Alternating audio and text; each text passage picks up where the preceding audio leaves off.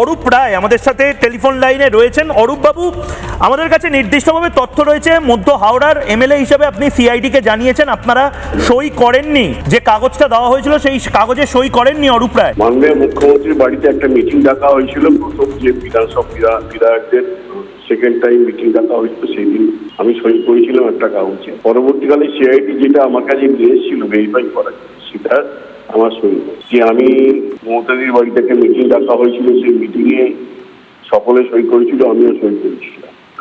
এটা খাতা ছিল। মানে দেখুন, অরূপ বাবুর বক্তব্য শুনে আমার যেটা প্রাথমিকভাবে মনে হলো যে এই দলে করবার একটা প্রধানতম শর্ত হচ্ছে মেরুদণ্ডটাকে এই পরিবারের কাছে তুলে দেওয়ার একটা অঙ্গীকার পত্রে স্বাক্ষর করে এই দল করতে হয়। ফলে স্বাভাবিকভাবে অরূপবাবুদের মতন মানুষেরা তাদের এই ধরনের ঘটনার পর তাদের ব্যক্তিগত অবস্থান, তারা যে বিশ্বাস করেন সেটা কোথায় দাঁড়াবে সেটা তারা বলবেন, আমার এই নিয়ে কোনো বক্তব্য নেই। কিন্তু খুব ইন্টারেস্টিং পয়েন্ট হচ্ছে যে অর্থাৎ আপনি কোনো একটা জায়গায় সই করলেন, সেই সইয়ে আপনি যে সম্মত হলেন যে বিষয়ে, সেই পুরো পেজটাকে না, উনি তো সিআইডিকেও আবার ভিলেন বানানোর একটা জায়গা তৈরি করছেন। উনি বলছেন যে মমতা বন্দ্যোপাধ্যায়ের বাড়িতে যে কাগজে সই করেছিলাম আর সিআইডি যে কাগজ দেখিয়েছিল দুটো আলাদা। খুব ট্যাক্টফুলি খেললেন। হ্যাঁ, এবার সিআইডি যে কাগজ নিয়ে গেছে সেই কাগজই তো জমা পড়েছে, ঠিক।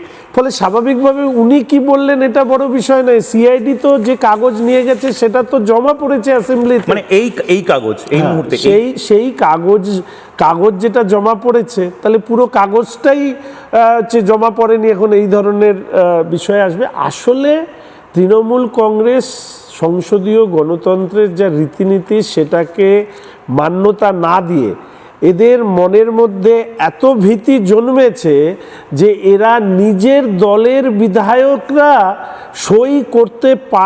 সই করবেন না এটা ভেবে তারা আগের থেকেই এই নকল সই বা জাল সই করার কাজটা করে রেখেছিলেন।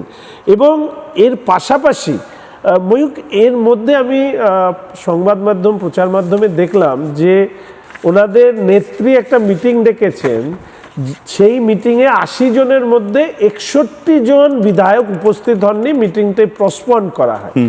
অর্থাৎ এরপরে আর এই দলের অস্তিত্ব নিয়ে যদি কারো কোনো মনে কোনো সংশয় থাকে, তাহলে আমি বলবো যে পৃথিবীর ইতিহাসে সবথেকে কম সময়ে ক্ষমতার থেকে সরে যাওয়ার পরে একটা দলের নিশ্চিহ্ন হয়ে যাওয়া, সেটা তৃণমূল কংগ্রেস তার রাজনৈতিক ইতিহাসে লিখে যাবে আমাদের কাছে।